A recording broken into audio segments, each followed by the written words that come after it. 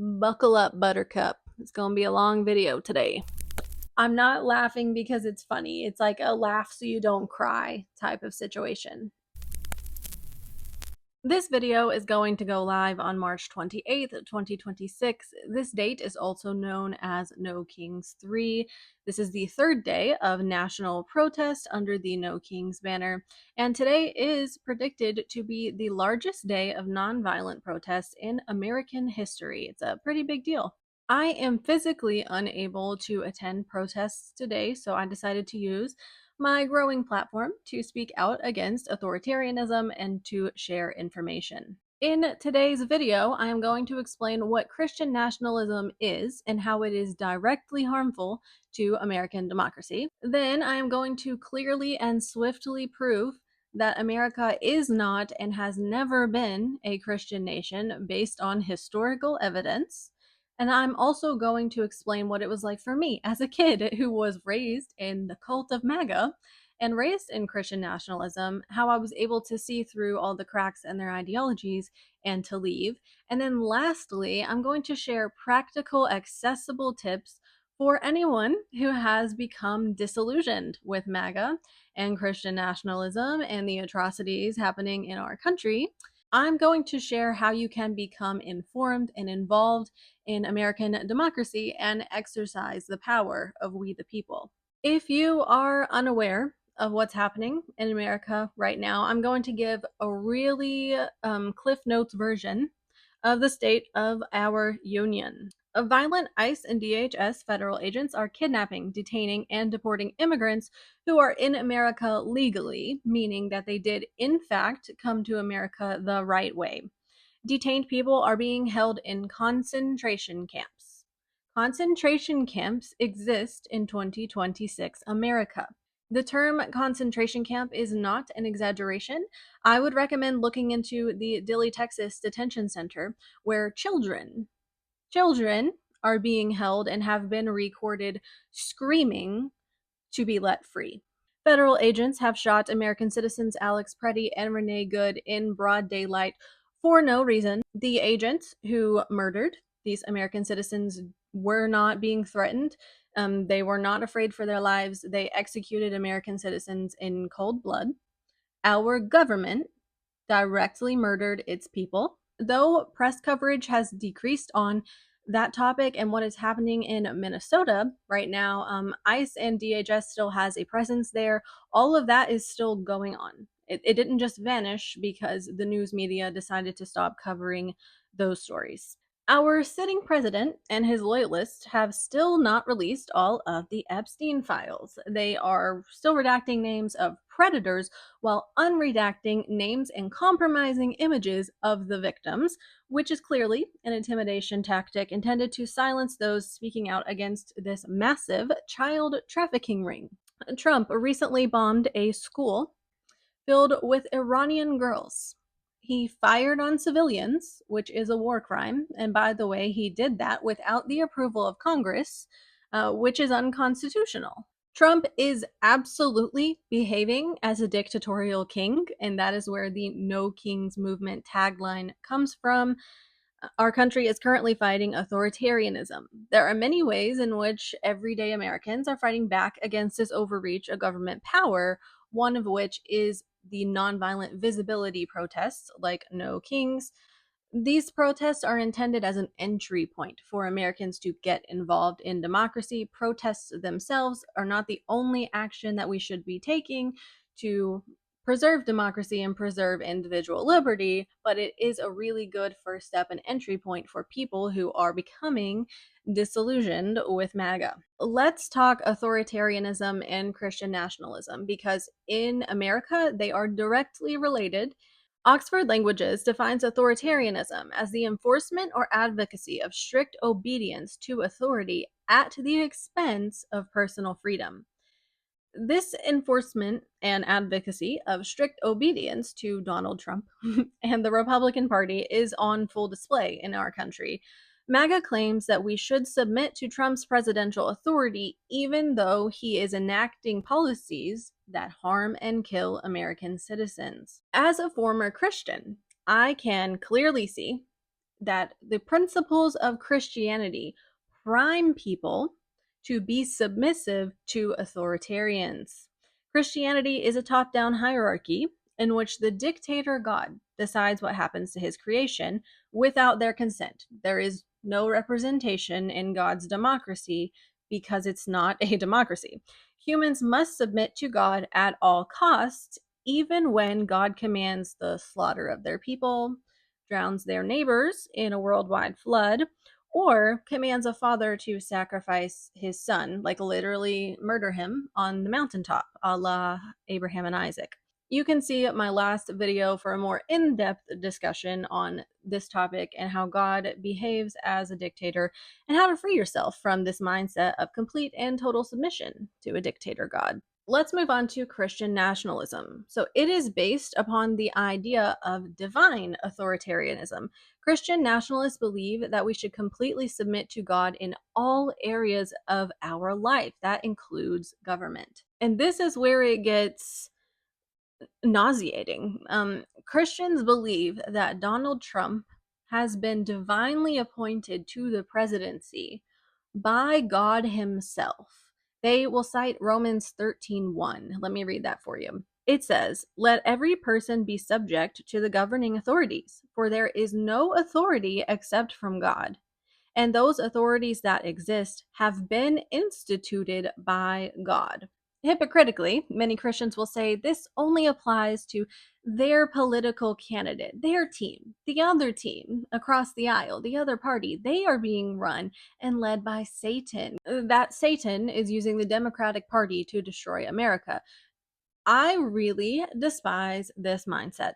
All it does is encourage people to disengage with the facts and how the political system in our country actually operates. It just teaches you to vote one way because you're a Christian instead of actually engaging with each political candidate's policy and the things they stand for. Some groups will remain more consistent in their application of Romans 13:1, claiming that all in positions of power, like every authority in the world, is appointed and protected by God.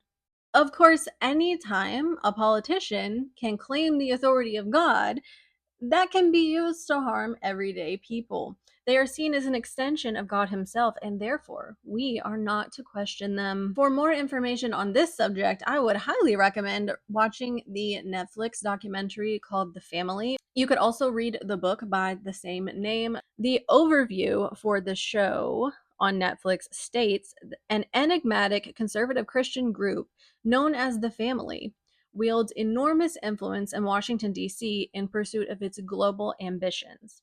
I watched the full docuseries, and it covers an influential group that has gone to great lengths to remain nameless and unknown and under the radar, and it uses its Christian position to gain worldwide power.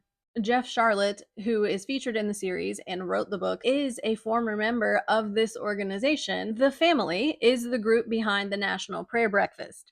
The fact that we even have a National Prayer Breakfast is unconstitutional and also goes to show that Christianity is highly privileged in America. American Christians are not persecuted for their beliefs. You are the majority. You are not a persecuted minority, so please stop saying that.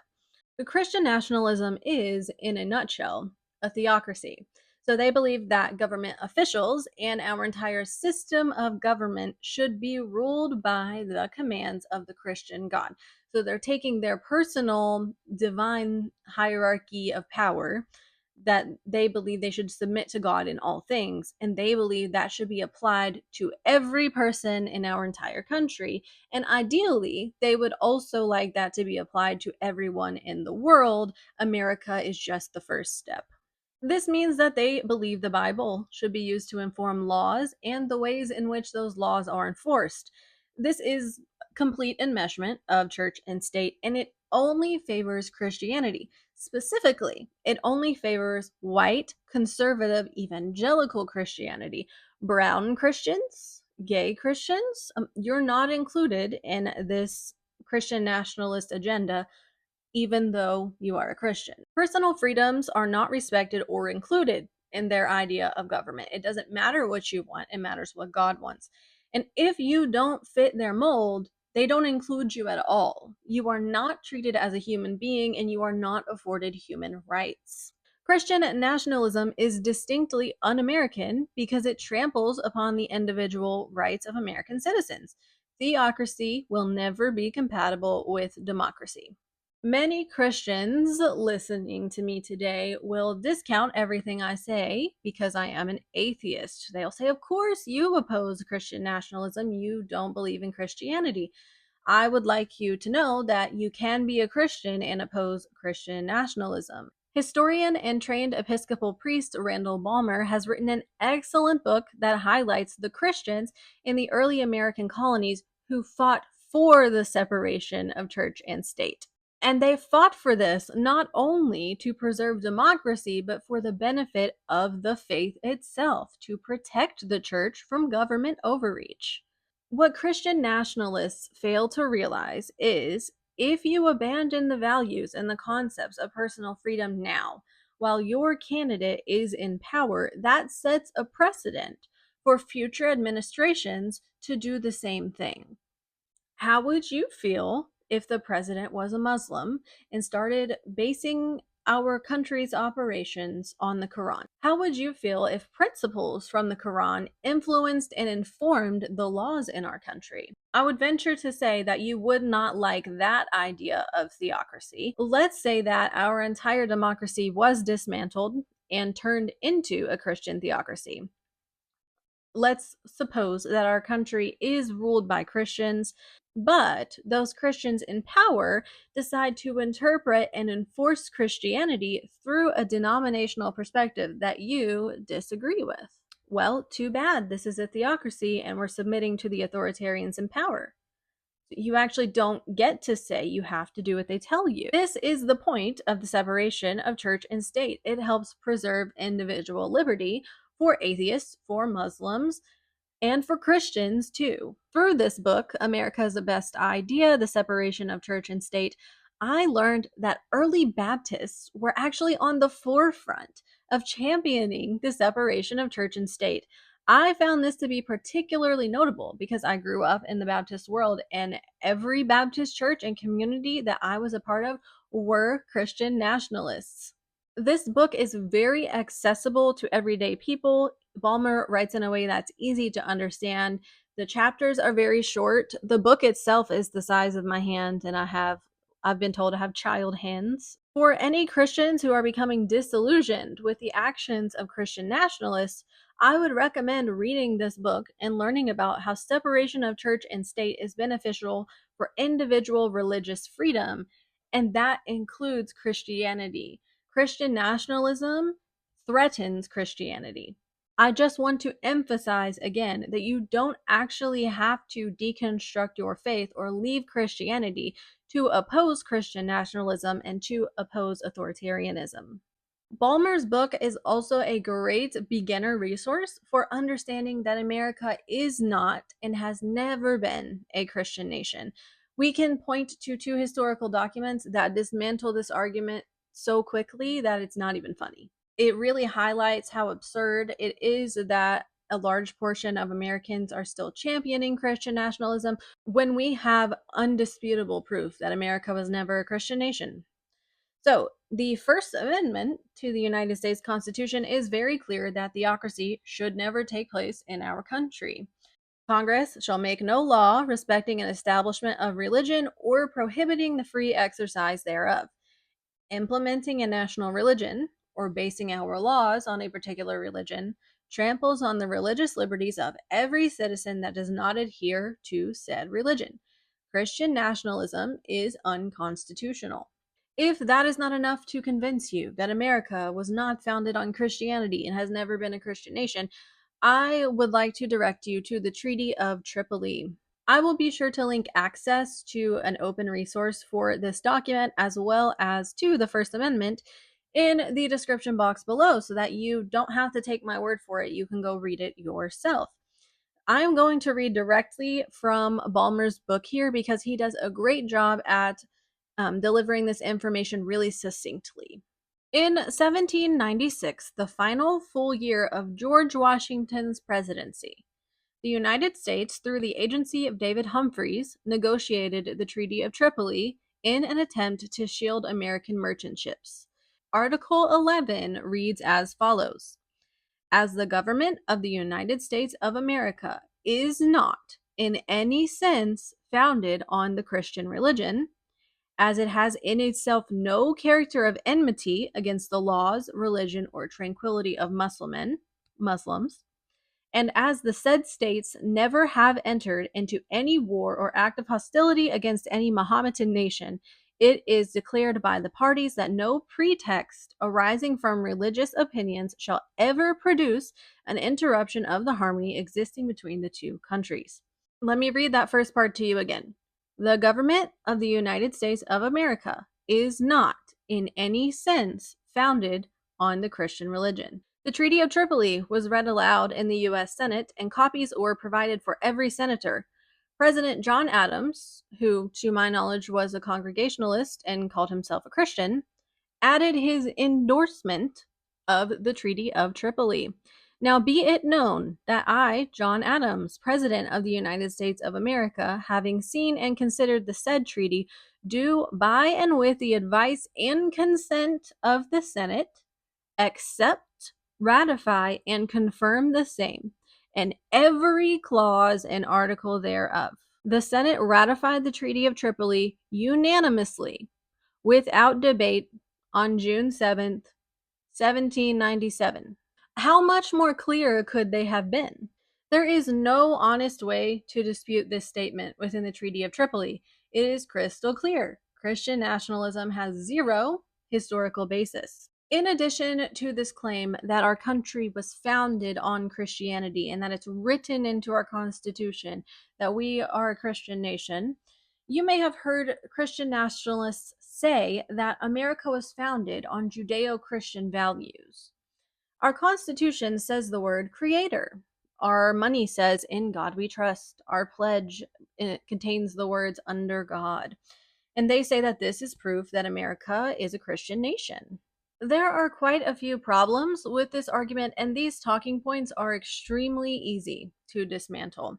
The founding fathers held various religious beliefs, one of which was deism, meaning that they believed in a creator God, but not a personal God who had a relationship with you or was involved in your life, and certainly would not be involved in their government. So just because they wrote creator into the Constitution does not mean that they believe in our Lord and Savior Jesus Christ. Thomas Jefferson is famous for cutting out all of the divine miracles of Christ from his Bible. He didn't believe they really happened. It could just be me, but that does not sound like modern evangelical American Christianity. John Adams, who was a Christian, directly endorsed the Treaty of Tripoli, like we talked about, which expressly states that America was not founded on Christianity. The personal religious beliefs of the founders are actually completely irrelevant to the founding of the nation, that they all had different beliefs from each other, and just because they believed something doesn't mean they wrote it into law. As for the motto, "In God We Trust," that appears on our money, that did not appear until 1864, and it was printed on the 2-cent piece. It did not appear on all of our currency until the 1950s. The Pledge of Allegiance did not contain the words "under God" until the 1950s, the era of poodle skirts and sock hops, not the founding of our nation. If you would like a resource that specifically tackles the claim of Judeo-Christian principles, I recommend The Founding Myth: Why Christian Nationalism is Un-American by Andrew Seidel. He is an author, attorney, and an atheist. Balmer's book tackles the historical claim that America is a Christian nation, while Seidel's book focuses on the claim that America was founded on Judeo-Christian principles. So here we have a Christian and an atheist who both agree that America is not and has never been a Christian nation. Now that I've provided some resources and starting points for personal research on Christian nationalism, I want to talk about my experience as a child growing up under this ideology. Christian nationalism is very commonly taught from the pulpit of American churches. It is not rare for pastors and preachers to spend a full church service railing on secular government. Growing up in Baptist America, I frequently heard preachers lamenting that the Ten Commandments have been taken out of schools. This is not religious persecution. This is upholding the First Amendment to the Constitution by prohibiting the government from favoring one religion over another. That is not persecution, that is equality. Those preachers would claim that children are being persecuted and punished for reading the Bible and praying in public school. That is not happening. I went to public school and took my Bible and read it after class. After I was finished with my work, I would read the Bible all the time. Not once was I ever systematically punished and persecuted by the public schools. Having another child walk up to you and tell you you're a loser or something, that's not systemic persecution. That's not government endorsed persecution of Christianity. That's not the same thing. It was also very common to hear pastors in the pulpit endorse specific political candidates by name. I think that people really severely underestimate the amount of pressure that this puts on Christians and believers to vote a specific way.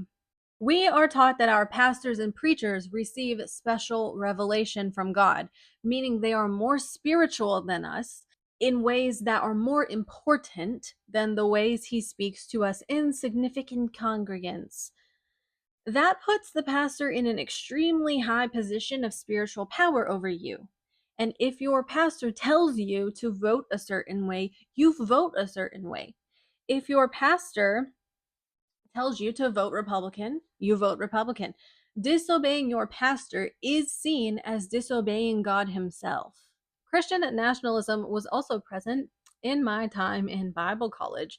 I took a course. I don't remember what the course was titled. I think it was something to the effect of US history or biblical history, even, or Christian history. It was some name. I don't know. The name piqued my interest enough to take this course, and I was very disappointed to discover that the entire course was video content created by David Barton. That man is a complete quack who is known to fabricate history. He just pulls it out of his ass. He makes it up. His work is so full of falsehoods that one of the publishers of his own book pulled his book off the shelves. The publisher has a really high incentive to keep selling your book to make money, especially all the money they just spent in producing the books. So for them to be like, wow, this is so obscenely false, we have to pull this off the shelf, is embarrassing. He spouts the same theocratic talking points that I have already dismantled. Most serious scholars will not give David Barton the time of day, and I understand. I get it. I get it. His work is absolutely ridiculous. However, I also know that there are people in 2026 America that have never encountered information debunking David Barton. They really believe that everything he's saying is true. When I was going through Bible college, I kind of put two and two together and was like, this man is just making things up. Like, nothing he's saying tracks if you think logically. But there are people that buy everything he says, hook, line, and sinker. They take the bait and they just eat it up. I am still brainstorming exactly how I want to go about debunking his claims. I have slated July 4th of this year to release a video debunking David Barton and his what I don't even know the word, insane, absurd. Those are the words I use most often to describe people like him, but they don't even cut it. Feel free to subscribe if you are interested in another debunking Christian nationalism video. So, Christian nationalism is part of the package of American Christianity. It is pervasive. There have been two occasions where this religious pressure from people who I believe to be in direct contact with God Himself, where their pressure absolutely influenced and prompted me to act in support of Christian nationalism when I never would have done so otherwise. This is not a cop out or an excuse. I am not seeking to shirk like personal accountability for my actions. I'm just explaining how good people get to the place where they support Christian nationalism and authoritarianism in the first place. One of those occasions being that I did vote for Donald Trump in the 2020 presidential election. Thankfully, he did not win that election, and I, of course, have never voted for him since.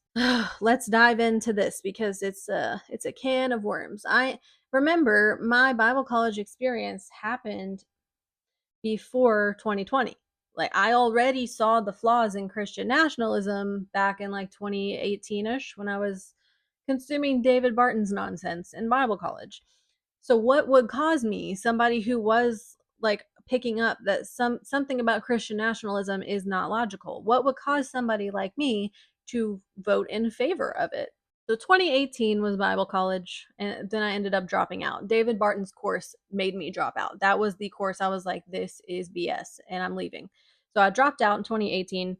I gave birth to my daughter at the end of 2019, and I suffered from birth trauma, very severe postpartum depression, and many medical complications because I was born with multiple chronic illnesses that were undiagnosed at the time of pregnancy and labor and delivery. So I needed extensive care that I did not get because I was unaware of my medical needs.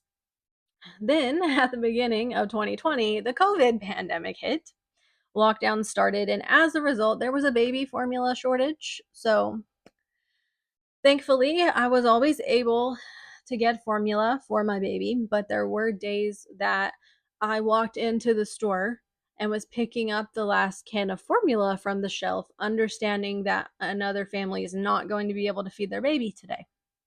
I was in pure survival mode. My physical health and mental health were so bad that I feel lucky to be alive today. There were a lot of times that I just thought about not being here anymore. Um, and my postpartum depression lasted close to 2 years, which is not typical. I was suffering immense physical pain due to my medical conditions. And because of that, I was in severe emotional distress on top of the the difficulties adjusting to having a newborn, on top of the whole world being shut down and all the things going on. I was not well. I was not in a stable emotional or mental state during the pandemic. I know that a lot of people can relate to that. I had also not fully deconstructed my religious beliefs at this time. I was in the process of doing so. Pregnancy was a big thing that kickstarted my deconstruction because I realized I need to know what I believe because whatever I believe is going to impact how I parent my child. So I was in the process of deconstructing, but I had to put that on pause because I was trying to stay alive. So while I was quarantined, I would watch our church's services through live stream. All this is going on. I'm really unwell. And then my pastor goes off the rails during this time. He refused to pause in person church services despite state mandates to do so. These mandates were not a form of religious persecution, as the pastor claimed. They were blanket mandates that applied to every organization, every business, etc. It was not a targeted attack on religious freedom, but churches across that state certainly spun it that way. And people in our church were actively contracting COVID 19 as a result of the pastor's refusal to pause in person church services. On top of all this, my pastor pursued a lawsuit against the governor of the state. I don't want to name the state or the pastor. I don't think it's going to be beneficial to do so. And I think it would open up the door for just me to receive a lot of vitriol and hatred from a congregation of people that I've already received harassment from. My church and this state was not the only group of Christians in our country to do this. This happened in other states as well. My pastor also spoke at a protest at the state capitol in opposition to face masks, to face coverings, which which he was also presenting as an attack on personal autonomy. Not that they've ever cared about personal autonomy in any other way or at any other time. They just, for some reason, really latched onto this as a political talking point. In reality, the masks were about keeping people from dying, which happened. People died. Americans died. Like, keep in mind, no one was being arrested for not wearing a face mask. This was not an authoritarian enforcement by any means. Contrast that with ICE and DHS agents in 2026. The same groups of Christians that saw wearing a face mask as a threat to democracy are the ones supporting legal immigrants being kidnapped in the street, and they're the ones justifying American citizens being shot by those federal agents in cold blood. Because I was working in children's ministry at this time, and because I was still considered part of the youth slash the young adults group, I was heavily pressured to attend this protest in support of our pastor. And I only attended because of this pressure. Had I not been pressured while I was in a very vulnerable state of mind, I know that I would not have attended. Just to clarify, I quarantined. I wore face masks when I went out. I stayed home like 99% of the time. And of course, I did not take my baby to this protest. I just feel the need to add that disclaimer. I at least had the presence of mind to understand that that would not be a safe environment for her. I think it is important to note that the young people in the church were the primary targets of this pressure. While others from the church were invited and told about the event, the youth ministry presented this protest as a youth group outing. It was seen as a church activity, and in fundamentalist Baptist churches, not attending every single church event is a sin. So if I did not attend this protest, I would be sinning against God. And at the time, I was still a believer. I was deconstructing some things, but had not deconstructed all of them. So I still loved Jesus. I still had a relationship with God, and I didn't want to sin. I didn't want to make God upset. It would be this same pressure that caused me to vote for Donald Trump when November of that year rolled around. So my pastor endorsed Trump from the pulpit by name many, many, many times. Going back to what I said earlier, Christian nationalists believe that Donald Trump was placed into office by God himself.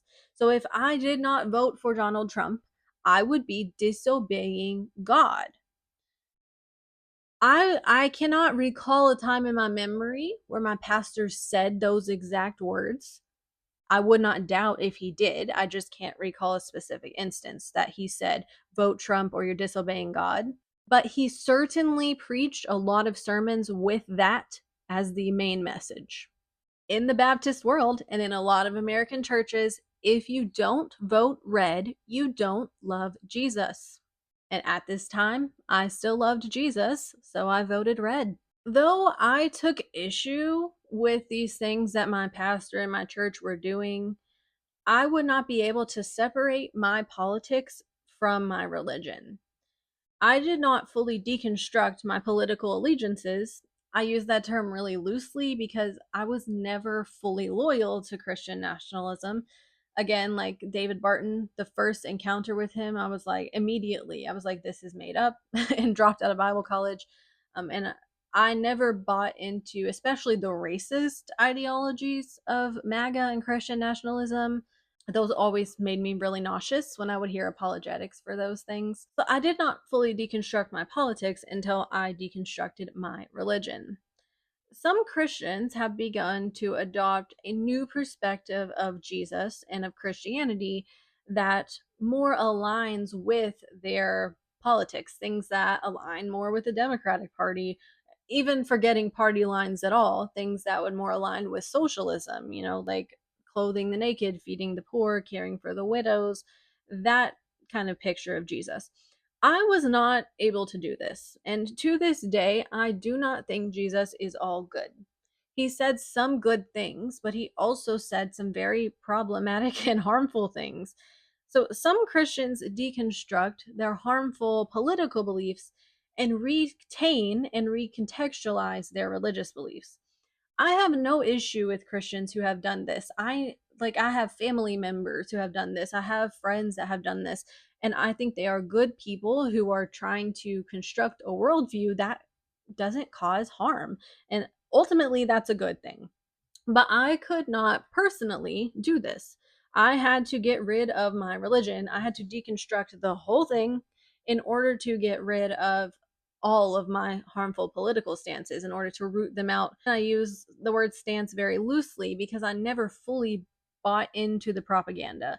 But my political actions were absolutely influenced by American Christianity. As I progressed in my deconstruction, I eventually decided to leave the church. I began to be stalked, meaning I was physically followed in my community by members of multiple church congregations. I will eventually do a video discussing the cost of leaving the church. My experience is not unique. It is common when people leave to harassment, abuse, stalking. Some people will get physically assaulted. Thankfully, that didn't happen to me because I left the church before my husband, um, and I encouraged him to keep attending if that's what he felt was right for him. He did eventually leave, but he did that in his own time and everything. Even while he was still attending church, and I began to be the target of a lot of harassment, he was extremely protective. Also because during this time that I was deconstructing and leaving and everything, I was postpartum. We had a new baby. He was not having it. So we eventually decided that it would be best for our family to physically move far, far away. We had to move to an entirely different state. So we did that, and that is one of the best decisions we have ever made for our family. With our newfound freedom and space from the church, I was able to spend the next few years continuing to deconstruct, learn new information, and to reevaluate my beliefs. I eventually realized that I'm just an atheist. I lack belief in any God. Any belief that I cannot find concrete proof for, I don't believe it. I remain agnostic and intellectually humble enough to know that it could be a possibility, but I'm not going to place my belief in something that I don't have evidence for. The origin of the universe is a mystery, and that is okay. I don't actually need all the answers in order to be happy. I also spent these years researching my medical conditions, finding specialists and getting diagnoses. It was an uphill battle, to say the least. I'm lucky to be here. When the 2024 presidential elections took place, I was recovering from a surgery, and I did not know that mail-in voting was accessible to every American citizen. But I still thought it was only for military. I had a huge knowledge gap because I wasn't taught how to actually find answers for myself, to research things for myself, and certainly not taught to engage in politics in a way that encourages free thought.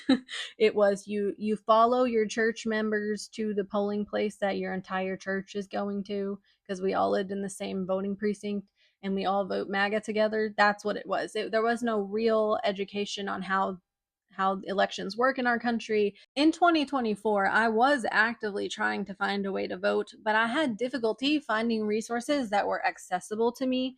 I am going to provide several voting guides in the description box of this video for those who were never taught how the voting process works, especially the mail-in voting process. I am registered to vote in the midterms this year and have already requested my ballot. The SAVE Act, which has currently passed the House but is expected to fail in the Senate, would make it more difficult for women and disabled people like myself to vote in elections. Women tend to vote blue, and disabled people often have to vote by mail. The SAVE Act is not about simply having ID to vote, by the way. It is about creating more hoops for American citizens to jump through in order to vote. It is discouraging voter turnout because the president knows that if Americans turn out and show up for this election, they are going to lose seats in the midterms. So again, I'm leaving voter resources in the description box. Please make sure you are still registered to vote and go vote in those midterm elections. There is a reason that the authoritarians in our country are trying to discourage you from voting and making it more difficult for you to do so. So I spent the remainder of 2024 and into 2025 just trying to recover from surgery and rebuild my strength. In the summer of 2025, my extended family decided to take a trip to Washington, D.C., and to see all of the memorials, the museums, all the things. And of course, we toured the United States Capitol building. On the inside of the Capitol building dome, there is a giant fresco. It's like a mural painting on the underside of the dome, and it is called the Apotheosis of Washington. It's George Washington sitting on a throne surrounded by angels in heaven. George Washington is being depicted as God. And toward the edge of the painting, I spotted a trident. I immediately realized that was either Poseidon or Neptune of Greek or Roman mythology. And I'm viewing this painting, this very patriotic painting. It's George Washington, right? It's painted on the United States Capitol building dome. And my first thought was, that's not Jesus. That's George Washington. Even though I had deconstructed my religion fully by this point and was an atheist, and even though I saw the issues with Christian nationalism, I still believed the lie that America was founded on Christianity and Judeo-Christian principles and that it was a Christian nation. I had just decided that I didn't care. Like I give zero fucks if America was a Christian nation or not. I will not be a Christian just because America tells me I should be. It is vital to explain that this fresco, this painting, contains allegorical figures. It is not expressing a literal belief or endorsement of Greek or Roman gods. It is not claiming that George Washington was literally God.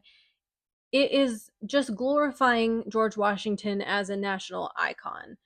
I still think that's interesting. I think that's an interesting look into the interplay between religion and politics, but the artwork in and of itself is not concrete proof that America was never a Christian nation. This artwork, however, was the spark that pushed me to dive deeper into research on Christian nationalism because I recognized that evangelical Christians would interpret this fresco literally and would call it blasphemy. If America was founded on Judeo Christian principles and based on Christian evangelicalism, this artwork would have never been allowed to exist in the first place. This artwork was placed on the dome after the founding era, but my point is that modern American Christians would not commission this piece to be painted on the dome of the United States Capitol.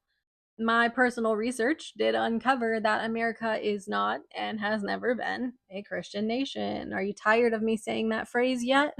I have a long way to go when it comes to research and learning history, but I've also made substantial progress. In addition to my indoctrination in the church and Bible college, I also spent my high school years in a private Christian nationalist school where American history was very clearly twisted, not only in history, but in every subject in that school.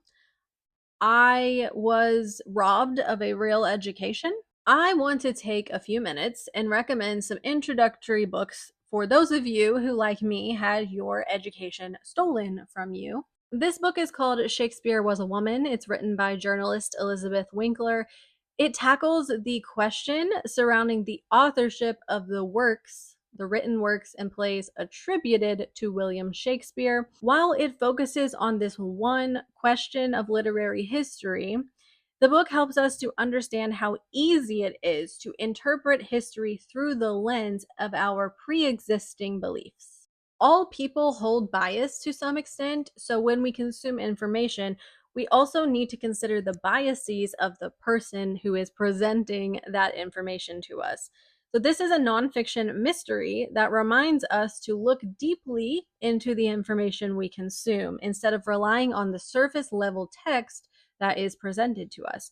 The book also compares this prohibition on questioning the authorship of Shakespeare's works to the prohibition of questioning God and the church.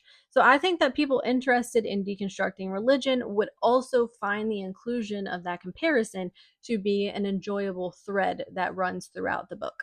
Next is A People's History of the United States by Howard Zinn. I am currently working through this very thick book right now. I'm listening to this on audio. I think that's a really good tip for hefty books that are going to be difficult to hold your attention. I really like to plug in an audiobook when I'm doing something that does not require any thought. Maybe I'm folding laundry, doing things around the house. That's a great time to plug my brain into something a little more stimulating. I have already found this book to be helpful in expanding my worldview. Zinn acknowledges that we all interpret history with some form of bias, so he had just decided to be upfront about his bias. The book is called A People's History because it focuses on the ways in which everyday people are harmed by actions of those in power. I grew up being taught American history from the perspective of the powerful or from the perspective of those seeking power, Christian nationalists. Prior to my enrollment in Christian school, I went to public school, and the American history I was taught there was influenced through the lens of the Department of Education and our state boards of education. So that history is still being told by the government. There is a bias there. I already know the arguments for American exceptionalism, westward expansion, etc. I wanted to consume information from the other perspective on purpose, the perspective of the people and not the perspective of the governmental or religious authorities. If you grew up surrounded by MAGA and have found yourself disillusioned with Trump, I think you may find Democracy Awakening by Heather Cox Richardson to be a good resource. The Guardian calls this book an excellent primer for anyone who needs the important facts of the last 150 years of American history and how they got us to the sorry place we inhabit today. An excellent summary of the book. Richardson is an American historian, and her book really helped me to understand how Trump was able to rise to the presidency from the political perspective, from that side of things. I already have kind of put two and two together on how pastors in the pulpits are getting us to vote in favor of Christian nationalism. She tackles the political history, which is her area of expertise. It also helped me separate historical fact from the fictions that I was taught about Trump and MAGA by the adults in my life. My favorite quote from her book is, "The true history of American democracy is that it is never finished." My ultimate takeaway from her book was that life is inherently political. I love my life. I have all my basic needs, 99% of my wants. My life was not always this way, and I'm incredibly grateful for what I have. If I want to keep it, I have to work for it. If I want to give my child a shot at a safe and peaceful future, I have to work for that future. Life is inherently political. Politicians dictate how much my groceries cost and your gas. I know we're all feeling that one right now. They decide if I can afford a doctor's appointment. They legislate who lives and who dies. There will always be a bad actor who seeks to gain something, usually money or power. And the way they gain that is by stifling the freedom of others. That's just in human nature. But it is also in human nature to build community and safety and joy for each other. Now is the time to build and to act and to fight against those who are trying to stamp out our freedoms. We cannot afford indifference. I am going to give a list of practical things that any citizen, even those who are fresh out of MAGA, can do to contribute to preserving American democracy. Number one is going to be educate yourself. So many people seem to be seeking comfort because of the current unrest. But I propose to you that truth, objective reality, no matter how difficult it may be to stomach, is ultimately comforting. Even when the truth feels uncomfortable, It is the guiding force that gives us the information we need to construct a path forward. So brave the discomfort, look at the truth, get through the shock of what you find when you look at it, and then use that information to decide what you do next. Truth ultimately comforts us by helping us make a plan. So seek concrete facts, read books, consume content from experts in their field. Be sure to purposely seek out viewpoints that oppose each other or that start with a completely different lens and premise altogether. Then, after you acquire many different viewpoints and sources of information, then make up your own mind. We live in a world of algorithms.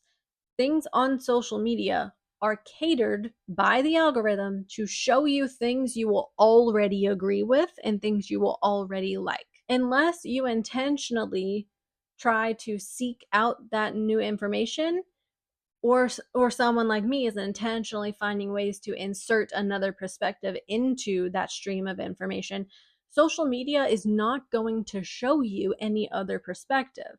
You get put into what is called an echo chamber, where your own beliefs and your existing thoughts are just echoed back to you. You're not actually receiving anything new. So it is important for all of us to, on purpose, search out viewpoints from people that we disagree with. That's the only way we're going to be able to learn anything new.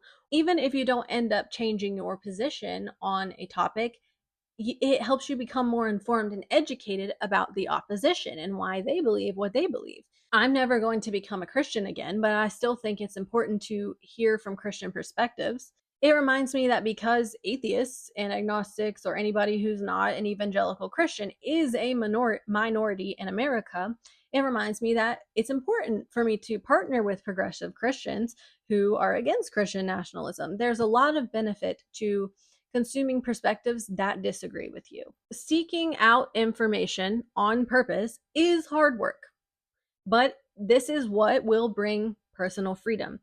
Personal freedom requires personal responsibility. So if you want to enjoy the luxuries of democracy, you have to be actively involved in the world you live in, or someone will rise to take away your personal freedoms. Throughout history, I mean, over and over again, we get a narcissistic dictator that rises to stamp out the freedoms of the everyday people. The internet has a plethora of free resources for becoming educated on American history and politics. Heather Cox Richardson, she's not the only voice that I listen to, but she is probably my favorite voice. Just that really helps me digest and understand what is going on in the American political scene right now. In addition to her books, she has a YouTube channel where she is active and publishes daily content, daily information that is easy for the average American to understand. Libraries are another exceptional free resource. Local libraries are usually free if you are a county resident. Some libraries will still give you library cards if you are not a resident of that county for a small fee. With a library card, you can use the digital media apps like Libby, Cloud Library, and Hoopla, or whatever app your library uses to check out ebooks and audiobooks from your phone anytime, anywhere. So once you get that initial library card, you don't even need to physically go in the library to access information. If your library does not have a specific book that you are interested in reading, you can request that book and your library can try to obtain it for you. So if money is an issue, books can be very expensive. If money is an issue and your library doesn't carry that specific title, see if you can request it. That would be a good way to get access to that. Public schools and universities almost always grant free library access to students. Audible sometimes gives free trials where you can access classics for free. There are also entire YouTube channels dedicated to reading classic literature in the form of an audiobook, so you can listen to a story before bed like I do. There are often PDF documents and ebooks of classic literature available for free on the internet as well. You just have to search for it. Also, check out Little Free Libraries. Those are not just for children's books. I find them most often in local parks, but I've also found them on hiking trails and in neighborhoods. So read some books, educate yourself, and take your power back. There's a reason that authoritarians ban books, by the way. And it's not about protecting the children, it's about controlling what information the citizens have access to. Maybe taking time to educate yourself on the history of book bans would be an interesting research rabbit hole for you to go down today. I don't like the way I said that. Once you are educated on an issue and you want to take action, there are very easy ways to do so. Participation in politics is a muscle. You start small and you exercise that muscle until you are stable, and then if you have the capacity, you can increase the load. So here are some suggested courses of action. These are things that I am personally continually doing. Vote. Learn how to vote, register to vote, and then go vote. Learn who your state representatives are. Send them physical mail, emails, postcards, phone messages about policies that are important to you. You can find templates and organizations that help you do this online if it's new to you. It takes less than 5 minutes. I will link some resources for you in the description box. You can also send nonpartisan letters encouraging others to vote. I'm currently participating in a campaign with Vote Forward. It is a left-leaning organization. Make sure that your organizations that you're participating in align with your personal political goals. I'm going to send some nonpartisan letters, just letters encouraging people to vote. And one of the campaigns I'm participating in is helping people within the communities access the resources that this administration is taking away from everyday people. So that's something I'm working on. They also have a separate campaign going on right now where they send new voters information on how to register to vote and how to go vote, which I think is so important. I would have directly benefited from that if I had received that in my mailbox in 2024. The last big one, I think, is volunteering in your community. Local and in-person work is extremely important. Even if you're not able to volunteer with a political organization, volunteering keeps the community connected so that we can come together in times of need. So do what you can, but then keep asking yourself what you can do next, because we cannot afford indifference. Taking one tiny action is not going to protect democracy, okay? But if the majority of Americans take collective and repeated action, if we acknowledge that our democracy is never finished, we always need to be working for it, then we will be able to succeed in our goal of doing so. We are nearing the end of this video. I'm losing my voice, the sun is shining, and I'm a sweaty mess. So hang in there, we're almost done. Starting small and increasing your load when you are ready helps to avoid physical burnout, but I also want to caution everyone to avoid emotional burnout, which is something that I've been dealing with recently, especially in regard to politics. There are some really heavy, difficult things going on in our country right now. And it is important to stay involved, because if we don't, democracy will crumble. However, some of these issues, like the Epstein files, are extremely viscerally distressing. And I want to give my biggest tip for staying informed without emotionally martyring yourself. I asked some people in my personal life for political book recommendations, and they came through. I got, of course, the George Orwell's 1984 recommendation, which is very relevant right now. I was also recommended Parable of the Sower and Tender is the Flesh. I started 1984. I even bought this really cool copy with the freaky little eyeballs on it. That's my favorite part of this cover. So I started this book and I started Parable of the Sower. I could not get through either one of them. I realized that if I forced myself to engage in and finish these stories, that I was not going to be mentally well. These stories are deeply important. They appeal to human empathy and compassion. They help us understand the atrocities that happen to real people under authoritarianism. These stories have a significant purpose, but I have realized that I am just not the target audience. I already understand the horrific emotional and physical suffering that people are experiencing under authoritarianism. I'm not laughing because it's funny. It's like a laugh so you don't cry type of situation. I am already having emotional responses to what's happening in our country. So for me, reading these stories that are meant to elicit emotional responses, it just causes me to become overwhelmed with emotion. These stories become unhelpful.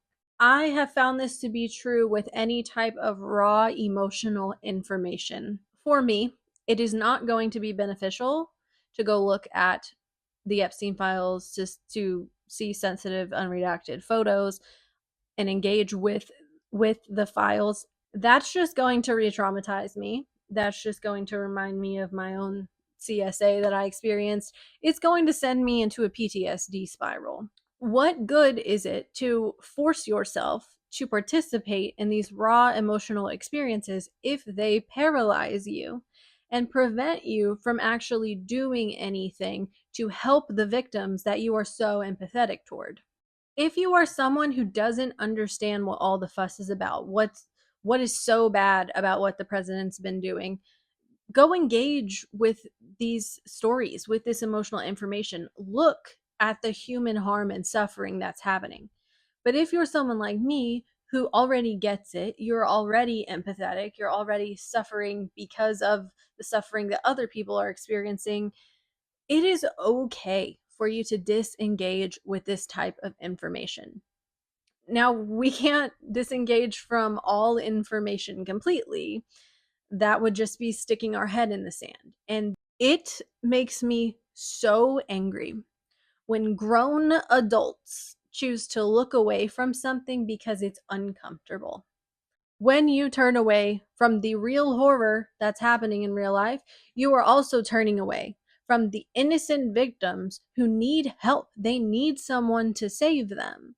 You cannot just pretend that these problems don't exist. That will not make them go away. It will only perpetuate them. If you are someone who is like me, who is just naturally very empathetic and emotionally sensitive, I would encourage you to engage in nonfiction information. Engage in some thinking to balance your feelings. You've got the empathy part covered. You get it. You don't need to martyr yourself. You don't need to sacrifice yourself on the altar of social justice, okay? It's not necessary for you to do that to remain engaged and informed. So you've got the feeling part covered. Go engage in some thinking, some pure nonfiction information. Heather Cox Richardson, again, is a really great resource for this. She does not sugarcoat what she says. She's not going to lie to make you feel better, but she's also not going to get in front of the camera and live stream herself in front of an audience crying or screaming and causing you to feed off of her dysregulated emotions. Even when she's upset, she's very calm and collected and professional and delivers the information that needs to be spread. That's my biggest tip for engaging in information and educating yourself. If you're someone who doesn't really get the human harm, you don't get why everyone's so upset, go engage in the raw emotional stories and experiences of the people who live under authoritarianism. But if you are someone who gets that, you get the feeling, you're naturally empathetic, and you're finding yourself in a state of distress and dysregulation, engage in calm, collected nonfiction information, just the facts. I have found that engaging in this nonfiction information helps me to process all of the feelings. It helps me regulate. Then I can get to a place where I am calm and collected and choose a course of action. I can actually do something instead of crying about all the bad things that are happening. It's not bad to cry, but you don't need to be crying all the time. You have to move on out of the crying cycle. So cry your tears, accept the terrible things are happening, regulate yourself, and then go do something about it. I hope that I have achieved my goal today of spreading information, briefly explaining what is going on in America. MAGA and Christian nationalists are enacting policies that harm and kill American citizens. American Christianity primes Christians to submit to dictators and authoritarians. And America was never a Christian nation. Many Americans, Christian and non Christian alike, are seeing the cracks in the ideology of MAGA. They're trying to leave the cult of Christian nationalism, and they are actively seeking ways to educate themselves and to fight back. If that is you and you're genuinely doing the work, I am proud of you and I want you to keep going, but I don't want you to burn yourself out. If you are looking for one easy, concrete thing you can do to help preserve American democracy, go vote in those midterm elections.